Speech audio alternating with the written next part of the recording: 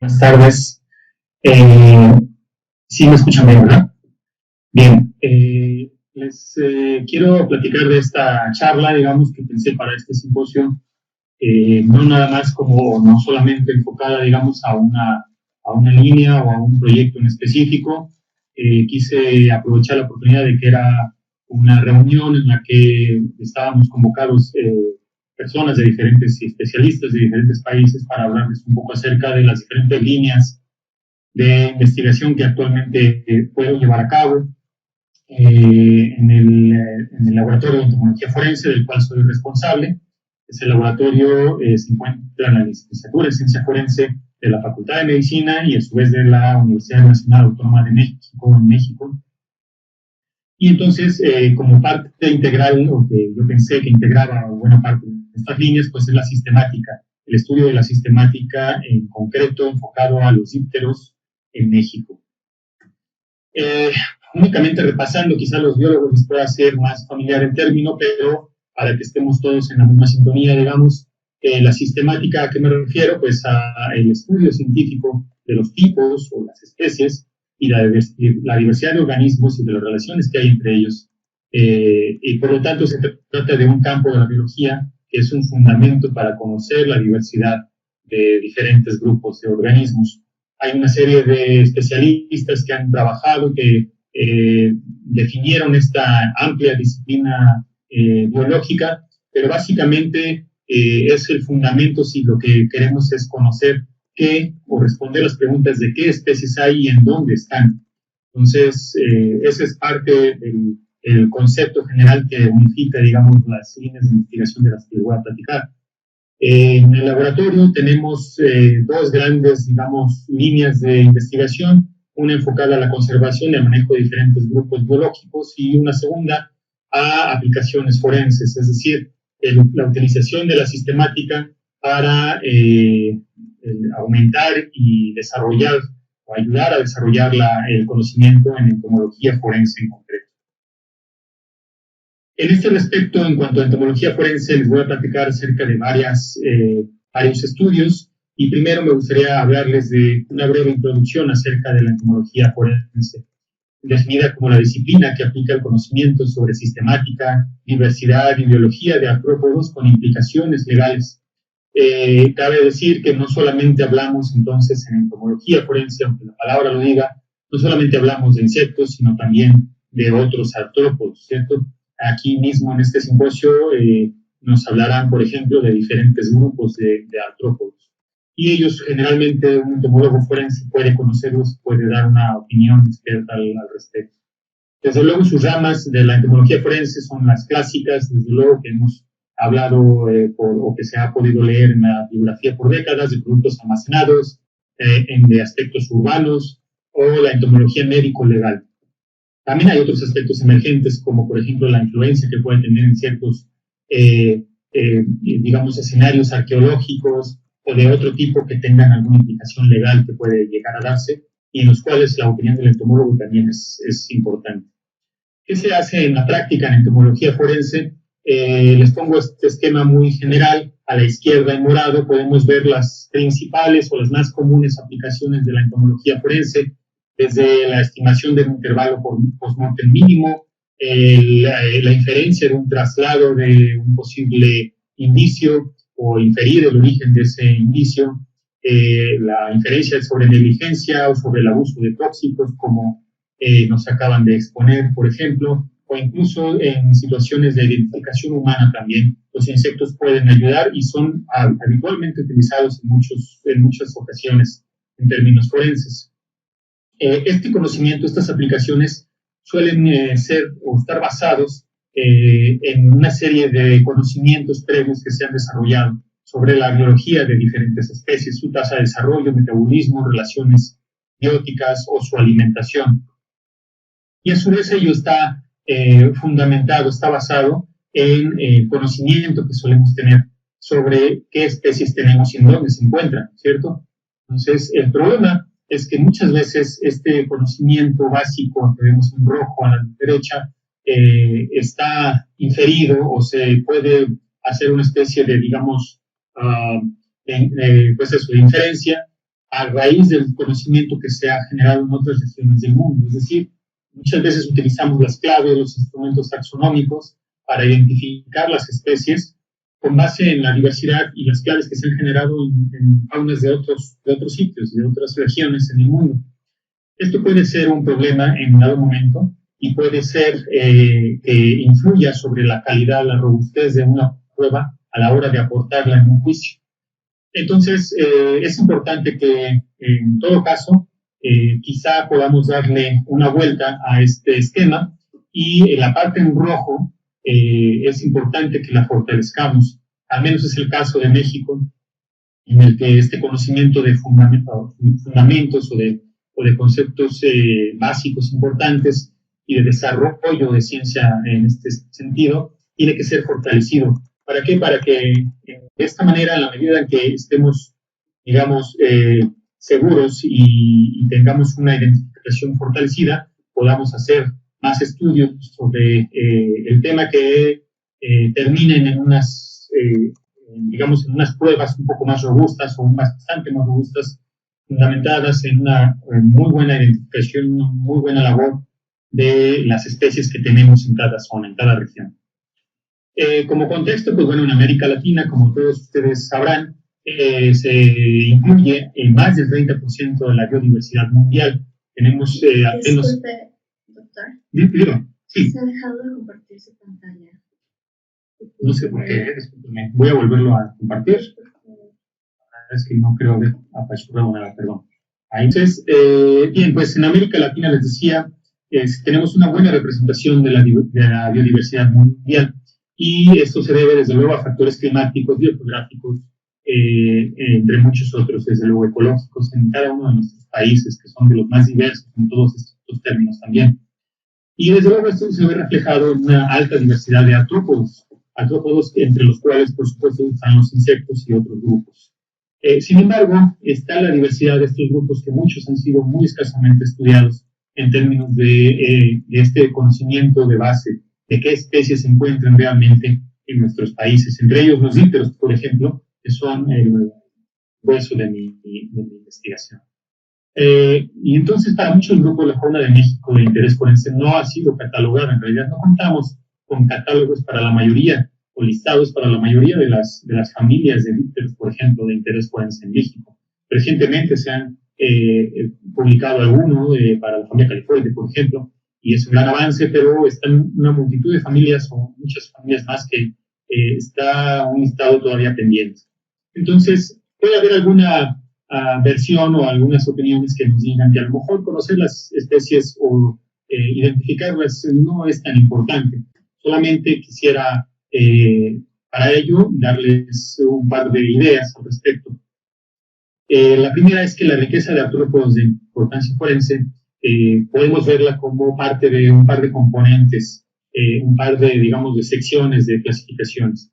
Tenemos un componente que es antrópico, es decir, una serie de especies que básicamente se distribuyen junto con el hombre en donde quiera que el ecosistema urbano o cualquiera de los ecosistemas que impone el hombre, digamos, se establece. Esa es una serie de especies. Y también, en contraparte a ello, o por otra parte, tenemos el componente endémico, es decir, especies que ya habitan en esas zonas. El componente antrópico nos habla generalmente o corresponde con pocas especies, no muy numerosas en realidad, que tienen una distribución más o menos amplia. Y a donde quiera que ha ido el humano, pues acompañan a ese ecosistema. Por ejemplo, el lucibio sericata, que puede encontrarse prácticamente en todo el mundo, como lo vemos en este mapa de GBIF, o Chrysomia rufifacies, por ejemplo, que de origen básicamente del sureste asiático, que hoy en día pues igualmente está en todo el mundo. El componente endémico, por su parte, tiene otras especies que pueden tener distribuciones mucho más reducidas, como aquí, Califora genarum, pues básicamente habita en el norte de Canadá y Alaska, y por lo tanto, este conjunto de especies, este componente puede incluir a muchas más especies de las que el componente antrópico tiene. Entonces, es importante muchas veces darnos cuenta de cuáles son los componentes y cuál es el componente endémico de cada región que estamos estudiando. Por poner un ejemplo, este es un estudio de Emily Hartog en 2015 y colaboradores sobre la familia Furidae, solamente de muestrear con trampas Malais en la ciudad de Los Ángeles, encontraron 30 nuevas especies de fóridos, de estas pequeñas mosquitas del tamaño, digamos, de las moscas de la fruta, y después describieron otras 12 más y otro tanto más. Es decir, solamente eso es en una ciudad tienen este, digamos, importante componente endémico. Entonces, ¿qué podríamos encontrar cada uno en nuestras zonas, en nuestras regiones de origen, ¿no? O de trabajo? Entonces, la identificación de especies es importante que podamos identificar este componente endémico. ¿Por qué es importante? Entre otras cosas, para aplicaciones forenses, porque las propiedades intrínsecas de cada especie pueden ser específicas para la misma. Entre ellas, la relación que tiene la temperatura y el crecimiento de las diferentes especies. Es decir, diferentes especies pueden tener diferentes reacciones, diferentes tasas de crecimiento en diferentes temperaturas. Nada más por ponerles algunos ejemplos de los muchos que quizá ya pueden conocer. Trisomia rufifacies y Trisomia megacéfala, dos especies cercanas, son fácilmente diferenciables en este caso entre ellas, o más o menos fácil en términos morfológicos, pero en términos fisiológicos y de crecimiento pueden ser muy diferentes. Por ejemplo, tenemos aquí marcado en recuadros rojos el tiempo que tardaría Trisomia rufifacies, según este estudio, en crecer o en alcanzar y completar el primer estadio larval, que son 27 horas aproximadamente, versus Trisomia megacéfala, que tardaría unas 35 horas, incluso a un poco más de temperatura, 22 grados Celsius. Entonces, ya tenemos ahí unas 8 horas de diferencia, lo cual se acumula mucho más si hablamos del tiempo total de desarrollo, ¿no? Que llega a ser incluso de más de 40 horas de diferencia entre ambas especies a la misma o a temperaturas muy similares. Entonces, esto puede incidir de manera muy importante en los dictámenes o en los posibles estudios forenses que se pueden hacer y pueden redundar en un dictamen totalmente erróneo, ¿no? Por ejemplo, o en consecuencias, desde luego, legales para alguna persona, ¿no? Y el caso, por ejemplo, hay muchos más, pero por ponerles dos que son un poco más o bastante más similares en términos morfológicos, la especie Copriomia hominivorax y Copriomia macellaria, por ejemplo. Copriomia hominivorax alcanza los 12 milímetros de longitud como estadio larval a las 102 horas aproximadamente, mientras que macellaria alcanza esa misma longitud casi en la mitad de tiempo. Entonces, fíjense cómo esto puede llegar a impactar un dictamen, por ejemplo, de intervalo post-mortem mínimo. Y es importante decir que a nivel morfológico las dos especies en realidad no son tan distintas, aunque pueda haber algunas generalizaciones, pero en realidad pueden llegar a tener variabilidad importante y se diferencian básicamente por caracteres muy sutiles como la distribución de las setas o de las cétulas en el frons, lo cual puede ser incluso sujeto de variación a nivel regional. Entonces, es importante hacer una identificación robusta y bien fundamentada en hechos, en evidencias, digamos, fuertes, ¿no? Esto, desde luego, se ve impedido, se ve hasta cierto punto dificultado por el que conocemos como el impedimento taxonómico. El impedimento taxonómico es un fenómeno en el cual este tipo de estudios de sistemática, de taxonomía, no son, digamos, muy impulsados, no solamente en nuestras sociedades en Latinoamérica, sino a nivel general en la ciencia. Digamos, la taxonomía no es una de las prioridades, no suele ser una de las prioridades en los países. Y esto puede dificultar el desarrollo de esta base de conocimiento necesaria. Entonces, nosotros nos hemos visto ante ello en la necesidad de aplicar estrategias importantes o, digamos, eficaces para conocer la diversidad, que sean rápidas y que tengan un alto rigor en términos científicos. Entonces, nuestra respuesta a ello ha sido establecer la primera colección de artrópodos de referencia forense en México, en el país, dedicada exclusivamente a esto. Desde luego hay muchas colecciones entomológicas de gran calidad en el país, que suelen tener una sección o diferentes familias en las que, desde luego, representan especies de interés forense, pero la nuestra se enfoca directamente a artrópodos de referencia forense y hemos hecho todo un protocolo para asegurar que los datos se puedan poner a disposición de los usuarios que lo necesiten.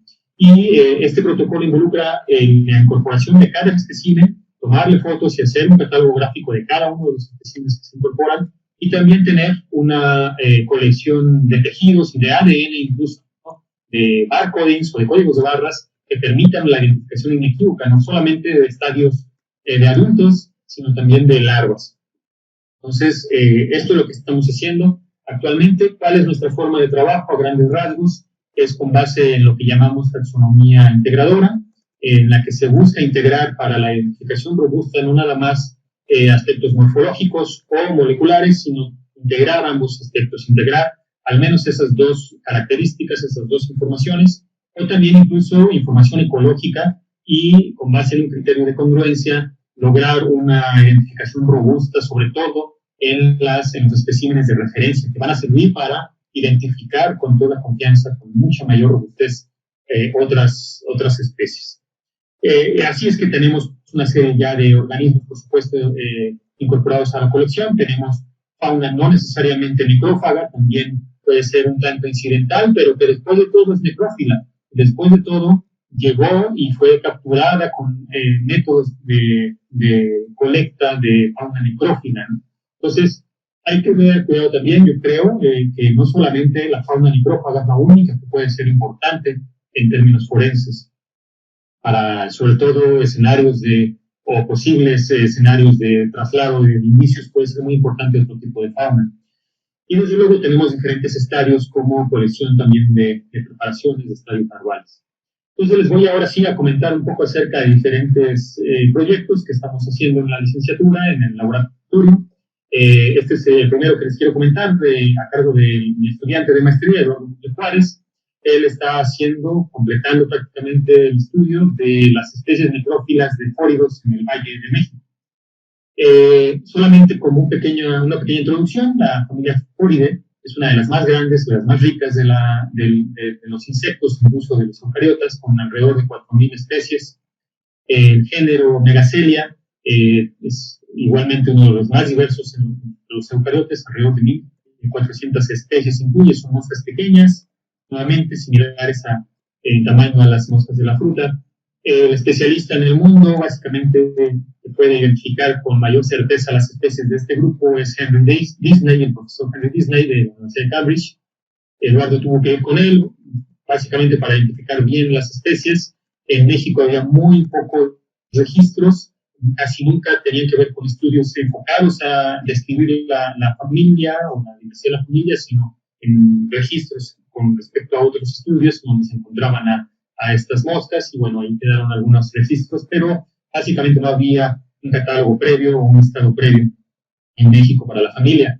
Usando una diversidad de métodos, hemos utilizado un biomodelo con cerdo, por ejemplo, y que este biomodelo ha alimentado también otros proyectos de los cuales voy a hablar, pero también utilizamos trampeo con microtrampas, trampas cebadas, y, digamos, métodos de intersección como trampas malais. Este es el centro del país, no sé si se vea, y esto es la delimitación de la cuenca del Valle de México, digamos, en el centro del país. La capital estará por aquí, la ciudad, digamos, de México.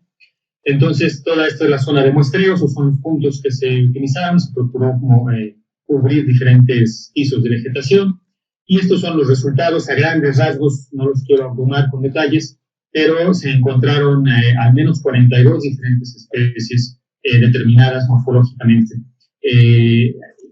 Digamos, los que coinciden, las observaciones congruentes entre diferentes métodos de delimitación, incluyendo aquí a la izquierda ven la información molecular con el citocromo oxidasa 1, y cada uno de los colores son diferentes especies que recuperamos.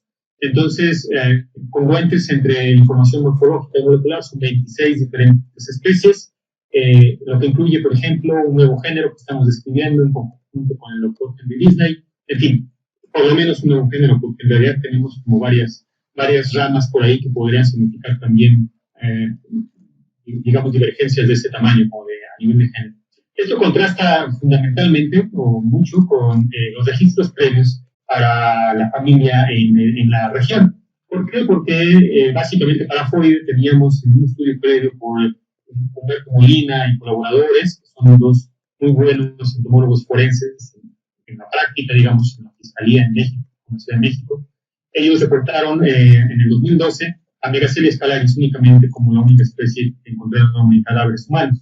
Entonces, nosotros esperamos que estudios de este tipo puedan ayudar a identificar probablemente lo que se pueda estar acercando a cadáveres en la realidad, con mucha mayor precisión y con toda la robustez, digamos, de tener un método detrás y una referencia que pueda ser utilizada para la identificación.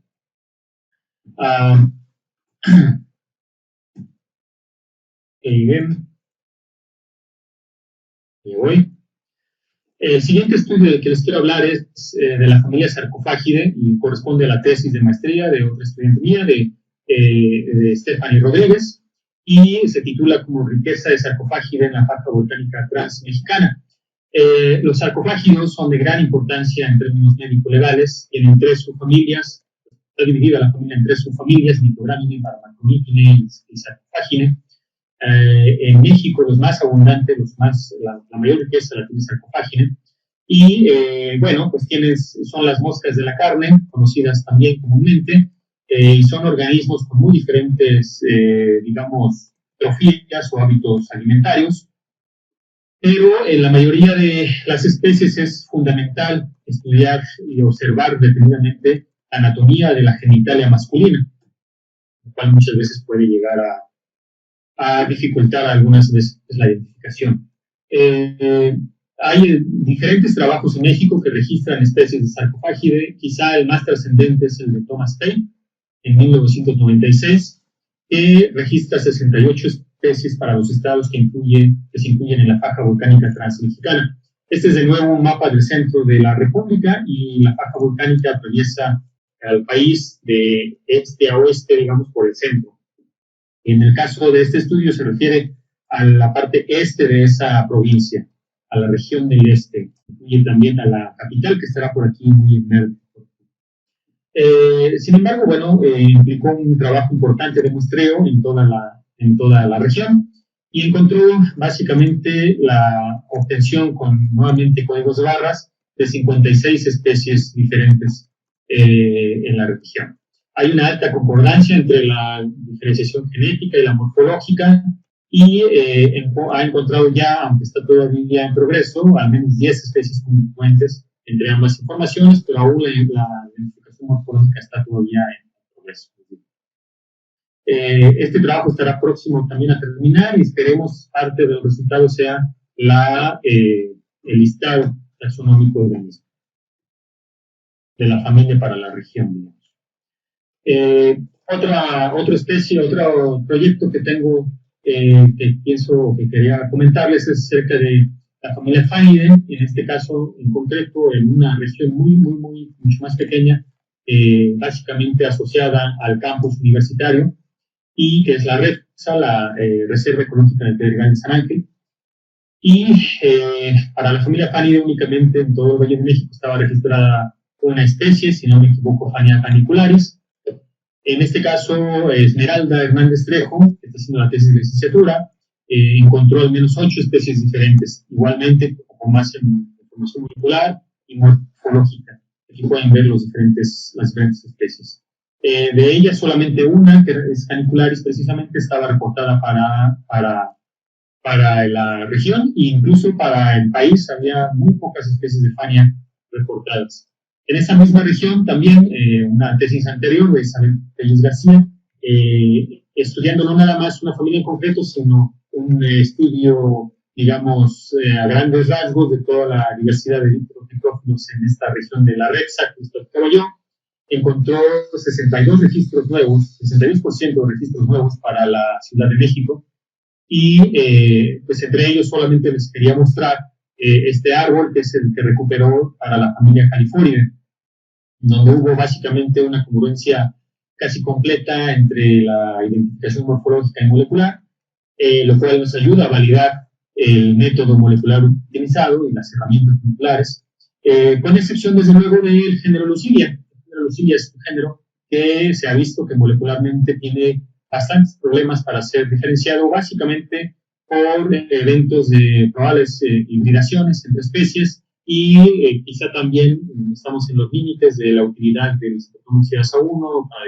diferenciar especies, ya que muchas de ellas probablemente son de muy nueva aparición, digamos, en la evolución de este grupo. Entonces, pues quizá todavía no ha evolucionado, digamos, no ha mutado lo suficiente en este tiempo de divergencia en las especies de Lucidia.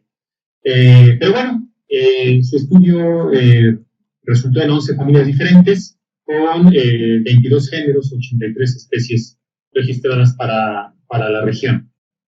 Entonces, esto está aumentando de manera importante, incluso la diversidad previamente registrada en esta parte, en la REPSA, por lo menos.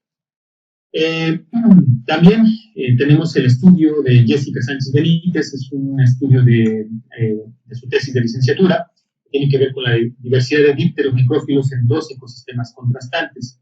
Tenemos el ecosistema de selva alta, perennifolia, en los Tuxtlas, en México, es una de las partes más al norte de la selva alta en el continente, y tenemos el estudio que también llevamos a cabo en un desierto que es en Tehuacán, Puebla, en el Jardín Botánico de Bravo Falls, en Tehuacán, Puebla, uno de los desiertos más secos, digamos, en México, en el centro de México. Aquí lo que tenemos es, ella encontró 15 familias, 33 especies diferentes. Básicamente lo que les quiero mencionar es que la información molecular ayudó a identificar un 61% de las especies. Y la morfología, si se hubiera usado solamente la morfología para identificarlas, se hubiera identificado un 39% de las especies. Entonces, en este estudio pudimos ver esta aportación de la información molecular realmente importante para ambas regiones. En términos de abundancia, es mucho más abundante lo que se puede observar en los Tuxtlas, en la selva alta, que en el desierto. Eso es verdad, pero no necesariamente esta diferencia se ve reportada o se ve en la diversidad, en los índices de diversidad medidos en ambos sitios. En realidad son índices que son bastante más similares, incluso algunas veces la equitatividad, por ejemplo, es mayor en el desierto. El número de especies es también similar en ambos sitios. Lo que podemos ver es que de hecho hay un buen número de especies que son exclusivas para los Tuxtlas o para la selva, y otro número de especies exclusivas diferentes para el desierto. Entonces, las familias quizás se compartieron, pero a nivel específico las especies, tanto en su abundancia como en su ocurrencia, en su presencia, fue muy diferente entre ambos sitios. Únicamente para mencionárselos, más adelante nos va a hablar acerca de algunos de estos aspectos en más detalle la doctora Margarita Ojeda, pero también estamos haciendo algunos estudios de la comunidad de ácaros y su asociación a lo largo del proceso de descomposición cadavérica. Sobre todo en términos de los objetivos de este proyecto, es estudiar las especies que puedan ser indicadoras o detectar si hay especies indicadoras de ácaros del tiempo transcurrido en la sucesión, así como algunos patrones de foresia, es decir, ese proceso por el cual los ácaros y otros organismos, unidos a otros organismos de mayor motilidad, pueden alcanzar otras distancias y otros digamos, lugares, ¿no? Entonces, bueno, básicamente estos son los proyectos a grandes rasgos. Sé que muchas veces puede haber más preguntas al respecto de muchas de estas cosas. Estaré muy contento de establecer contacto con quien tenga dudas al respecto. Pero quería simplemente dejarles esta idea de que la sistemática es una disciplina que puede ayudarnos mucho, porque en realidad tiene mucho en común con la ciencia forense. ¿Cuál es este marco contextual en común? Pues que ambas buscan reconstruir eventos en el pasado, eventos que ya no están, y queremos saber hoy en día qué pasó, y con eso poder llegar a alguna conclusión. Entonces me parece que la sistemática tiene muchas herramientas pueden ser útiles para el estudio en términos metodológicos de las disciplinas forenses. Y únicamente agradecer a las entidades académicas y de financiamiento de estos proyectos, que son muchos, a la UNAM y a muchas otras instituciones, y por supuesto a las personas, a los estudiantes que colaboran conmigo y demás colaboradores para estos proyectos. Y a ustedes por su atención, a los organizadores por su invitación. Muchas gracias.